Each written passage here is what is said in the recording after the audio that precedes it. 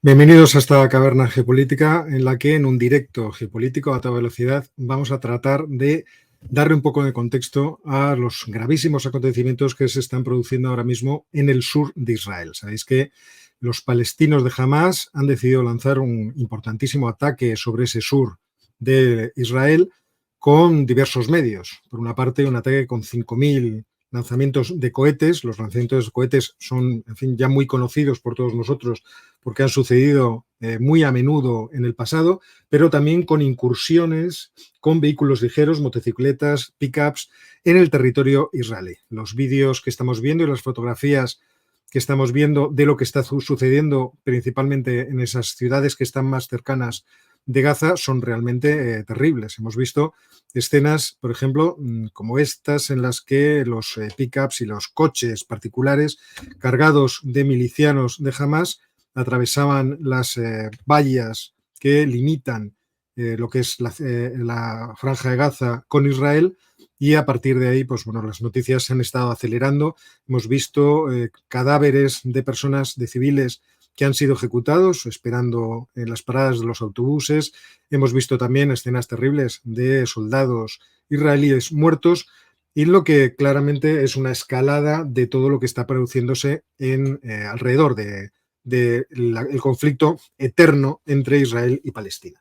El jefe militar de Hamas, Mohamed Deif, ha bautizado la operación como Operación Tormenta Al-Aqsa, en recuerdo a las profanaciones. De hecho, esto es lo que ha declarado a la mezquita de Al-Aqsa en Jerusalén. Sabéis, la mezquita principal que está en la explanada de las mezquitas, que para los israelíes forma parte del templo de Salomón. Así estamos ahora mismo en una situación muy confusa, en una situación realmente caótica, que sucede alrededor de este pequeño enclave territorial que, como sabéis, se produce a partir de la guerra árabe-israelí de 1948, en donde 200.000 palestinos acaban refugiados en realidad en ese pequeño enclave, que es un enclave de condiciones humanitarias realmente imposibles, o por decirlo así, o imposibles o extremadamente difíciles. Por ahora lo que sabemos es que el ataque se ha producido desde el norte de la Franja de Gaza, como veis aquí en este mapa que he robado a Pérez Triana en Twitter, y que desde ahí se ha prolongado hacia dos localizaciones. La primera de las localizaciones es un pueblo pequeño que se llama Yad Mordejai, y la segunda localización es Sderot, perdón. Y para que veáis en un poco más de detalle cómo es la configuración geográfica, pues aquí tenéis, eso es la Franja de Gaza, y en esa esquina superior derecha está, lo veis, prácticamente pegada la ciudad de Sderot, de tal forma que al atravesar las defensas de las vallas que separan la Franja de Gaza con Israel, es muy fácil acceder hasta esa localización y, bueno, hacer lo que están haciendo ahora mismo los palestinos, que es crear el absoluto caos. Las imágenes son muy duras, las que hemos visto en Twitter. Yo no las voy a reproducir, obviamente, aquí. Me limito a enseñaros pues, unos cuantos vídeos referentes a los bombardeos con cohetes. Lo que os he enseñado de los pickups entrando y, bueno, estas escenas de las calles de Sderot, pues absolutamente colapsadas por el atentado terrorista. Porque en realidad es así, la capacidad que tiene ahora mismo Hamas de afectar a Israel no tiene un nivel, podríamos decir, militar, es decir, no lograrán ocupar territorios, serán expulsados de ahí. Por lo tanto, aquí lo que estamos es ante una maniobra que tiene un componente importantemente político, y desde ese punto de vista tiene la intención de aterrorizar a la población de Israel para provocar la reacción que ahora mismo se está produciendo en Israel. Hemos visto ya, dejadme que quite alguno de los vídeos para que pueda subir otros, porque la plataforma esta me produce una pequeña limitación a la hora de poder subir vídeos, pero ya hemos visto, por ejemplo, al primer ministro, israelí, a Netanyahu, salir a hacer declaraciones. Aquí le tenemos afirmando que lo que se está produciendo es una guerra. Desde ese punto de vista, yo creo que los extremistas deben estar extremadamente contentos de lo que está ocurriendo ahora mismo en el sur de Israel. Tanto los extremistas de Hamas como los extremistas que encontramos en Israel. Todos ellos deben estar muy contentos de que la situación o el movimiento de Hamás haya sido tan sumamente radical, haya sido tan sumamente importante, haya sido tan sumamente tremendo en términos humanitarios, es decir, el que hayan estado asesinando de forma indiscriminada, ajusticiando a personas, por ejemplo, que estaban civiles que estaban esperando en los autobuses. Hemos visto vídeos realmente tremendos y fotografías tremendas de esos asesinados.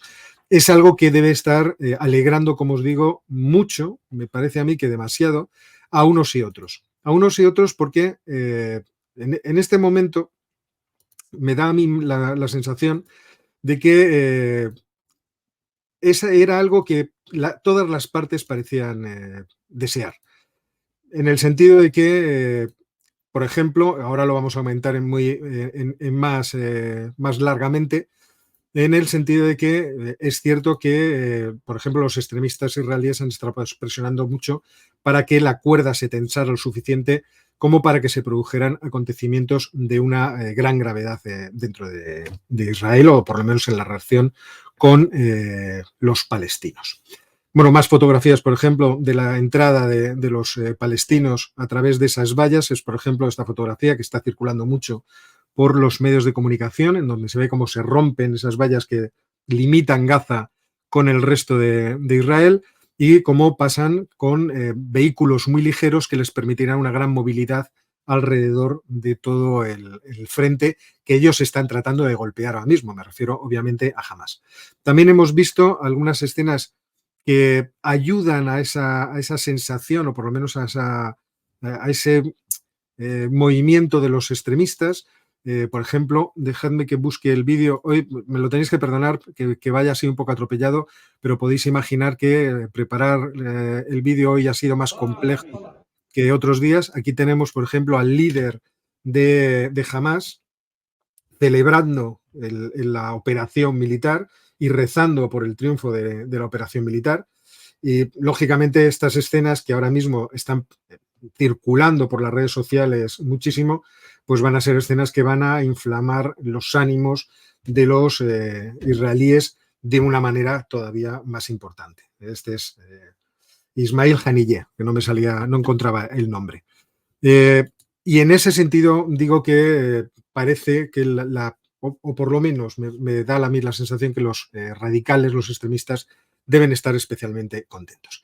Es cierto que la situación de la Franja de Gaza es una situación catastrófica desde hace demasiado tiempo. Aquí tenéis escenas de algunos viejos bombardeos de los israelíes contra objetivos de Hamás en Gaza, pero sabéis que Gaza, a partir de esa guerra de 1948, se ha convertido en un campo de concentración realmente de dimensiones enormes. Campo de concentración en el que están metidos, si al principio estaban 200.000 personas, ahora hay 2 millones de personas. Desde 2005, bueno, habría que aclarar más estas cuestiones, porque a partir de la guerra de 1948, quien tuvo el control de la Franja de Gaza fue Egipto. Sin embargo, a partir de la segunda intifada, los israelíes entraron, o la primera intifada entraron a controlar toda la Franja de Gaza. Perdón, a partir de la guerra de 1967, de la guerra de los 6 días, lograron controlar toda la Franja de Gaza, y fue, me parece, en la segunda intifada, en 2005, cuando van a ceder ese dominio y el control y ocupación de toda la Franja de Gaza a autoridades palestinas.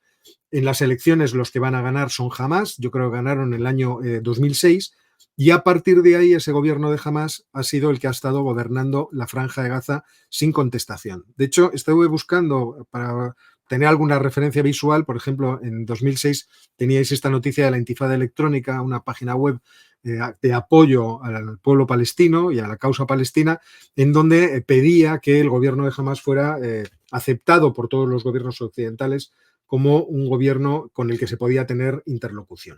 De cualquier forma, a partir de ahí, lo que hizo Israel fue bloquear completamente el territorio. Bloquear completamente el territorio porque lo bloqueó no solamente por tierra con esas vallas que hemos visto antes, sino que también lo bloqueó por mar. Si me dejáis en este desorden en el que tengo ahora todo planteado, por ejemplo, esta es una infografía acerca de cuáles son los límites marítimos en los cuales pueden pescar los habitantes de la Franja de Gaza.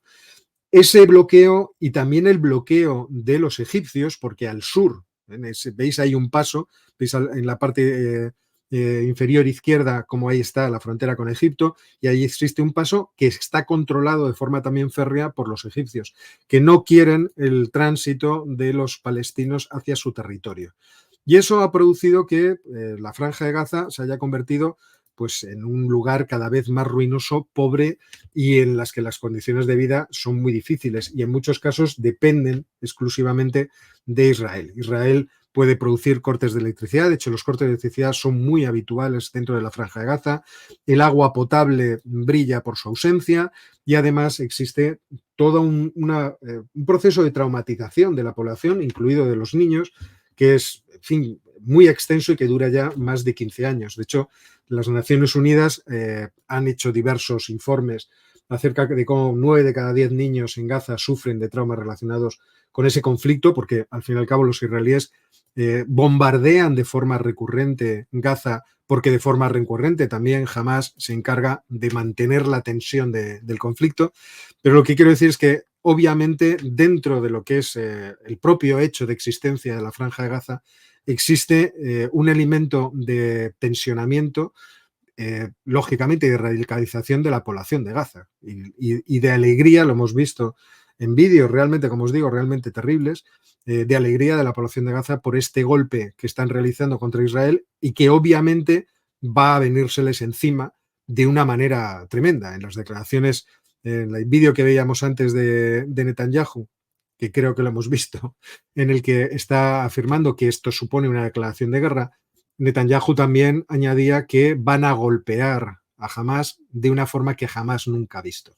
Ya empezamos a tener la reacción del ejército israelí, de las fuerzas de defensa israelíes, atacando a esos convoyes que están intentando entrar en Israel con su aviación, y estamos empezando a tener estos vídeos porque también era importante para la propia comunicación política de Israel que se viera que están respondiendo, es decir, que no están exclusivamente recibiendo golpes y que por lo tanto ahora mismo también Israel está tratando de devolver los golpes y de atacar a los palestinos que están realizando esta operación. Y por lo tanto yo creo que vamos a ver a lo largo del día más vídeos de este tipo, es decir, vídeos en los cuales Hamás está tratando de hacer la respuesta, de devolverle el golpe directamente a los palestinos. ¿Podemos darle un contexto político a todo este asunto? Obviamente se lo podemos dar. Es decir, de hecho, yo creo que el asunto político es lo que está detrás de toda esta situación. Por una parte, la situación de los acuerdos de Abraham. Por otra parte, el hecho de que haya un gobierno ahora mismo dentro de Israel que es especialmente radical y que ha hecho declaraciones antes de estar en el gobierno y ahora que está en el gobierno que suponen romper completamente la ensoñación aquella de que podía haber dos estados, el Estado palestino y el Estado de Israel, coexistiendo conjuntamente, pero que también tiende a dinamitar la idea de que solo haya un Estado en el cual todos los ciudadanos palestinos e israelíes vayan a tener los mismos derechos. Y por otra parte, la propia situación política de los palestinos, tanto en la Franja de Gaza como en la Cisjordania, es decir, eso que llaman los estadounidenses la ribera oeste del río Jordán. Esos tres elementos yo creo que son muy importantes para explicar este brote enorme de violencia que se está produciendo. Vamos primero, si os parece, porque veo que tengo aquí las transparencias puestas en primer lugar más que nada. Vamos con el asunto político. Sabéis que el gobierno que se ha formado de coalición en Israel está formado por el Likud, del cual el principal líder es Bibi Netanyahu, pero también está formado por otros dos movimientos que agrupan pequeños partidos o bien extremistas o bien extremadamente religiosos, vamos a llamarlos así. Extremistas en el sentido de que quieren buscar una solución radical a esa falta de posible convivencia o coexistencia entre palestinos o entre árabes y judíos.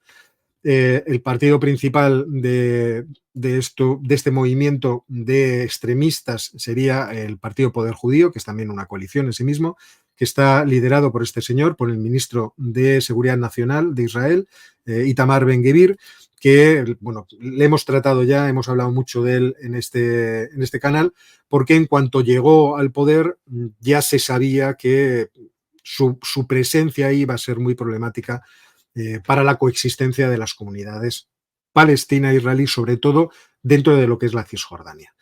Ben-Gvir ha sido alguien que ha apoyado muchísimo los asentamientos ilegales de colonos judíos en la Cisjordania.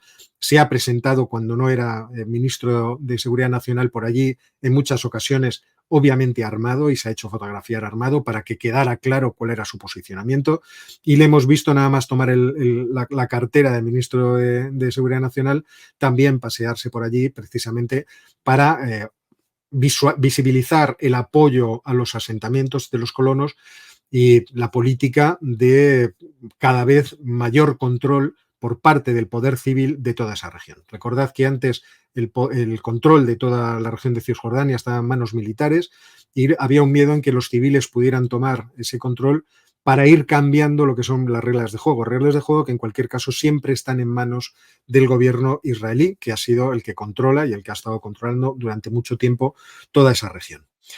Por otra parte, tenemos a otros personajes, como por ejemplo Bezalel Smotrich, ministro de Sanidad, era o de Finanzas, ministro de Finanzas, que también es un personaje de la banda o del lado de los partidos religiosos, que también ha hecho declaraciones en el pasado absolutamente radicales acerca de cuál es la posición que debe tener Israel respecto de los palestinos, en el sentido de que no deben tener derechos como ciudadanos.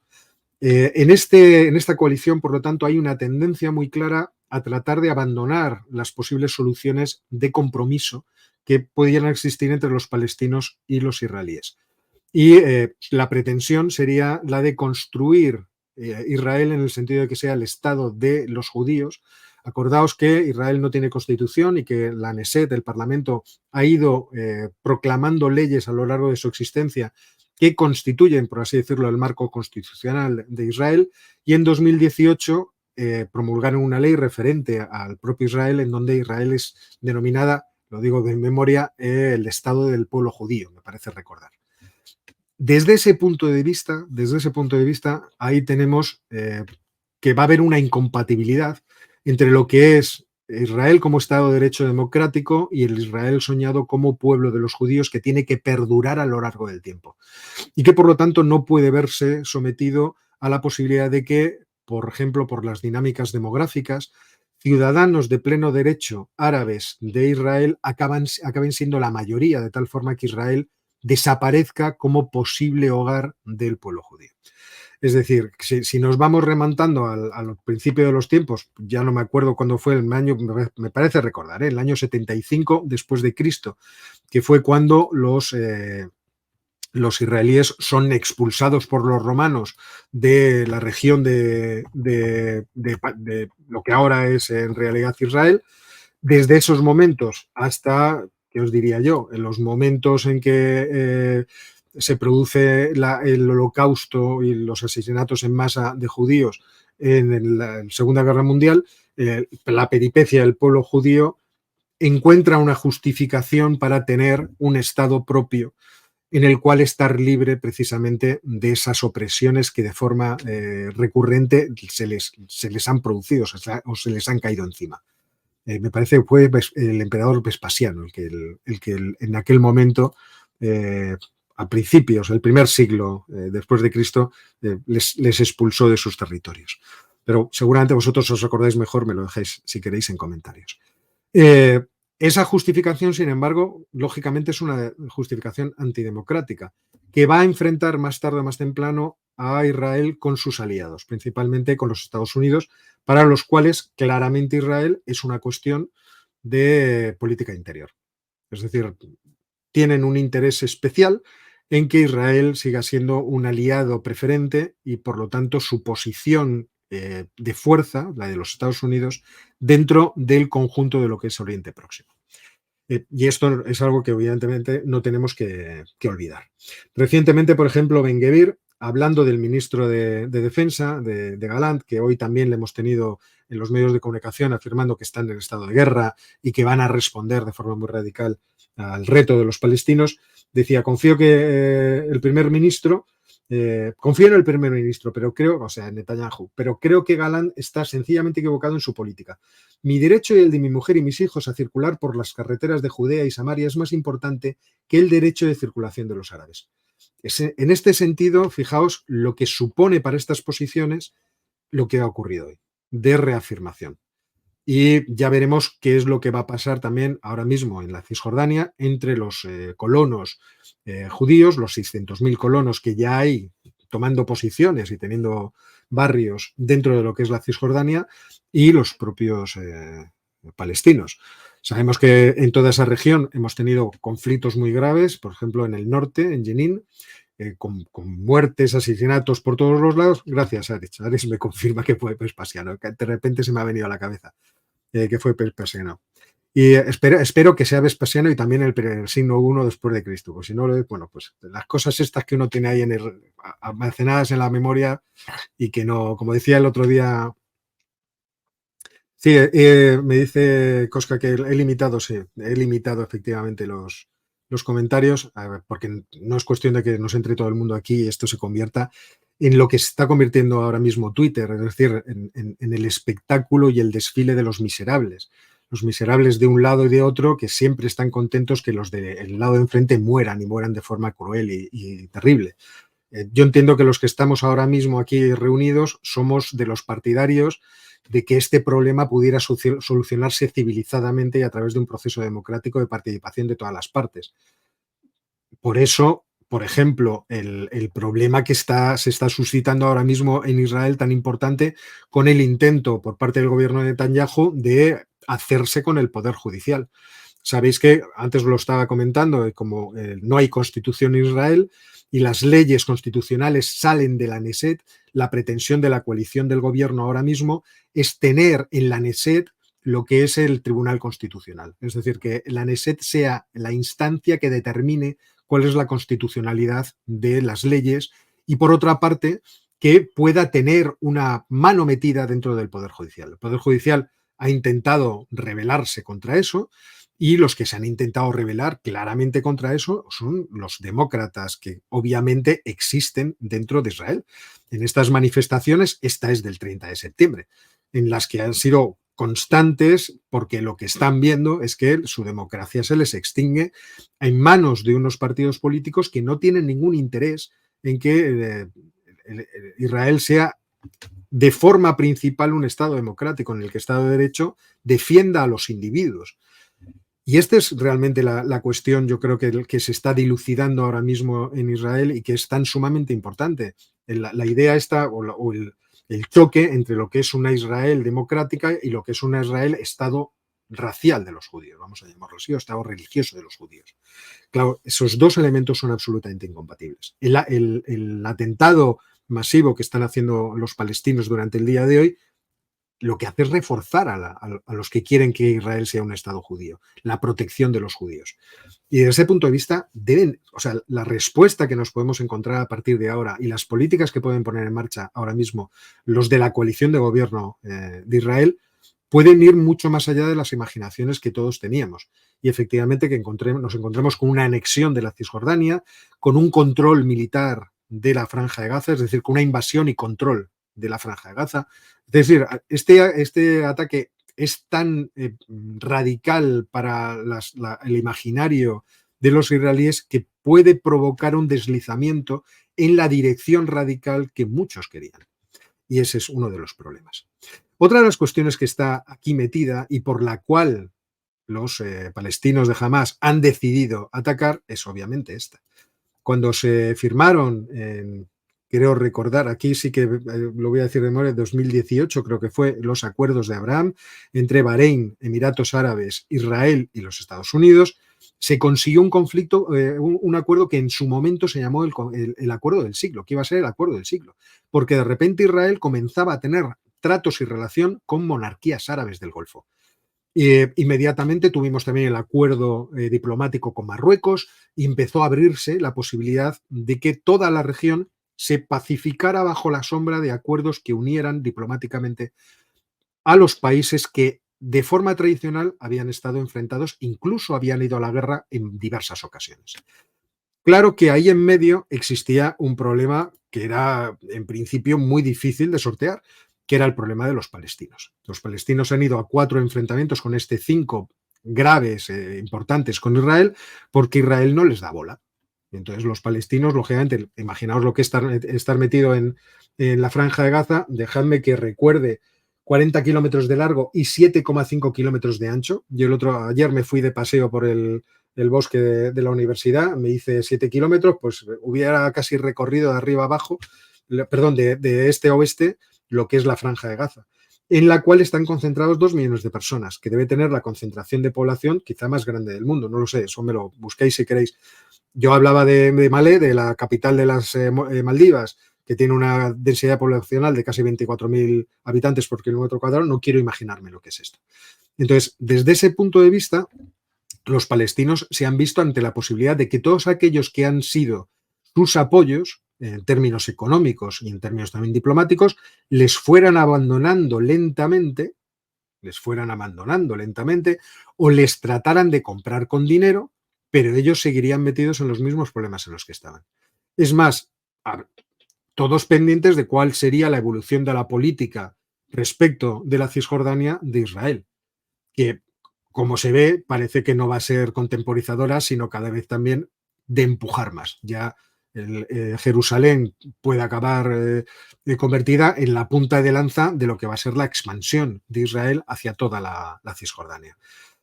Desde ese punto de vista y teniendo en cuenta que los niveles de vida en la Franja de Gaza son misérrimos, que de vez en cuando, como ha ocurrido recientemente, con los atentados que se producían en lo que es la Cisjordania, se producen ataques de cohetes por parte de Hamas y entonces Israel lo que hace es cerrar los pasos de tránsito hacia su territorio, pues todo eso produce todavía más miseria y más desesperación. Entonces, el gobierno que está haciendo Hamas de toda esa región realmente no debe ser el más popular. Lo que pasa es que esto es uno de los pasos de tránsito entre Gaza e Israel. Está claro que los habitantes de la Franja de Gaza felices no tienen que estar. Os he enseñado antes unas fotografías de gente cocinando con la casa derrumbada, poco menos, por culpa de los bombardeos israelíes. Entonces, jamás, en cierto modo, estaba inclinada precisamente a ese tipo de ataque. De hecho, este verano, en agosto, yo os hice un vídeo acerca de las situaciones estas de Israel en que os hablaba precisamente de estas cosas. Con palestinos con el objetivo de anexionársela posteriormente. De hecho, Bezalel Smotrich, el ministro de Finanzas de Israel, estoy hablando de Smotrich, buena persona que es, de la región, propuso un estado dominado por los judíos en la que esto es lo que los palestinos no tuvieran realidad derechos, e incluso dijo barbaridades como que la ciudad de Hawara, una ciudad palestina de la Cisjordania, debía ser completamente aniquilada. En estas circunstancias, los palestinos están también muy presionados. Por una parte, la autoridad palestina, que quiere llegar a algún tipo de acuerdo, ve cómo en la Cisjordania surgen cada vez más grupos que son independientes, que son cada vez más violentos y que se oponen con atentados terroristas a las autoridades israelíes. Por ejemplo, la guarida de los leones. Lo habréis escuchado, los Lions Den. Y por otra parte tenemos en la Franja de Gaza a Hamas, que está siendo cada vez más criticada por su propia población por culpa de que no es que gobiernen especialmente bien y que les puede interesar desviar la atención de sus problemas de gobernanza precisamente incrementando las reacciones violentas contra los israelíes. Y por otra parte, desde el punto de vista ultranacionalista israelí, están los colonos israelíes muy extremistas que ahora mismo se ven absolutamente justificados y apoyados por su propio gobierno, con lo cual están muy activos en el acoso y en la intimidación de los ciudadanos palestinos. Pues eso, que ya veíamos desde el verano que esta posibilidad se podía ir abriendo. Pero quizá uno de los acontecimientos que más han suscitado inquietud dentro de los propios palestinos, perdón, no quería que vierais eso, ha sido lo que ha ocurrido recientemente en las relaciones diplomáticas entre Arabia Saudita y los judíos, y los israelíes, perdón. Primero, lo contábamos en Geopolínomos otro día, la visita del ministro de Turismo a Riad, y en segundo lugar, la visita del ministro de Comunicaciones también a Riad, en la que además se le ocurrió al muchacho que era bueno publicar cómo hacían la oración de la mañana desde la capital de Arabia Saudita. Es decir, este cambio también en términos diplomáticos hacia una mayor colaboración entre Israel y Arabia Saudita no creo que esté al margen de la operación que ha realizado Hamás. Y por otra parte, lo que habrá que ver ahora, porque es una de las cuestiones que obviamente quedan pendientes, es si esta acción, que yo desde hace una hora no estoy atento a lo que está pasando en Twitter, vosotros seguramente sí, pero tenemos que estar pendientes a ver si esta acción ahora mismo puede provocar un movimiento más amplio. Sabemos que en Siria tenemos a los muchachos de Hezbollah, que hace unos días era noticia, los israelíes afirmaban, el ejército de Israel afirmaba que se estaban preparando para la guerra, que estaban empezando a aumentar sus acciones cerca de la frontera con Siria, con la intención de hostigar de forma más amplia a los, en Líbano, para hostigar de forma más amplia a los israelíes. Y por otra parte, se me ha ido lo de Irán, estaba pensando, obviamente Hezbollah está dentro de Líbano, porque las milicias proiraníes también podrían ser una herramienta de hostigamiento a Israel desde el norte y en este caso desde Siria, como antes se me ha cruzado, perdóname, el cable. Entonces, lo que no sabemos es cómo puede evolucionar este conflicto, si la operación de los palestinos puede prolongarse mucho en el tiempo, si la toma de rehenes que han hecho en las ciudades del sur de Israel puede hacer que la operación se dilate en el tiempo. Y por lo tanto, lo que no sabemos es si puede producirse una reacción de los grupos islamistas que están en el norte, financiados principalmente por Irán, lo cual haría que se multiplicara la gravedad de todo este conflicto, de esto que estamos viendo ahora mismo. Fijaos, Hezbollah ha mandado, esto es de hace muy poquito, dice: la operación de Hamás es un mensaje para quienes buscan la normalización con Israel. Es decir, es un mensaje precisamente para países como Arabia Saudita, como las monarquías del Golfo, que tienen la pretensión de tratar de reordenar pacíficamente toda esa región para empezar a dedicarse a hacer negocios y, por lo tanto, para prosperar económicamente, que es claramente en lo que están las monarquías del Golfo. Han entendido que el futuro quizá no va a ser petrolífero, pero va a ser de muchas otras cosas, que ahora tienen los ahorros para poder realizar una transformación de sus países y que dentro de esa transformación y en los equilibrios de poder que existen en la región, es importante para ellos tener cerca a los israelíes y no tener conflictos con ellos. Eso les permite tener una relación cada vez más fluida con los Estados Unidos, la Unión Europea, también con China. El restablecimiento de relaciones diplomáticas entre Irán y Arabia Saudita se beneficia para Arabia Saudita de tener ahora mismo en su lado muchas bazas geopolíticas distintas. Israel podría ser una.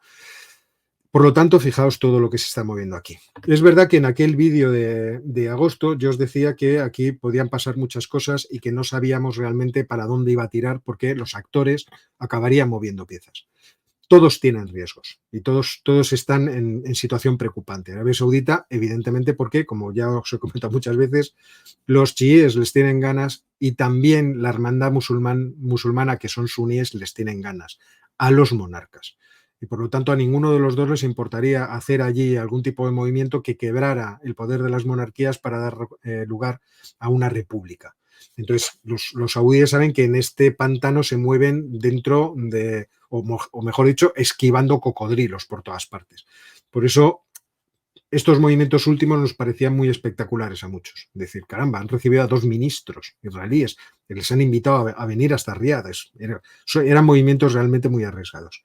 Yo no sé si esta operación llevaba mucho tiempo en preparación, entiendo que es algo que no se improvisa de un día para otro, pero también entiendo que Hamás está en esto desde hace mucho tiempo, es decir, en los planes de cómo hacerle daño a Israel, pero sí me parece que la tesitura política era especialmente favorable para que ocurriera algo gordo, y algo gordo ha ocurrido.